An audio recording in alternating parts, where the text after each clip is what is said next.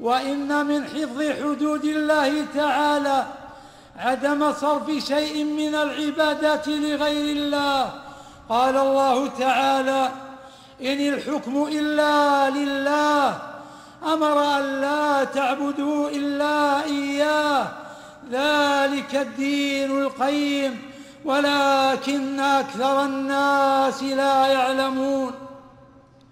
فمن كان من أهل التوحيد كان من أهل الهداية، وكانت له النجاة والعاقبة الحميدة. قال الله تعالى: ولقد بعثنا في كل أمة رسولا أن اعبدوا الله واجتنبوا الطاغوت، فمنهم من هدى الله ومنهم من حقت عليه الضلالة، فسيروا في الأرض وانظروا كيف كان عاقبة المكذبين.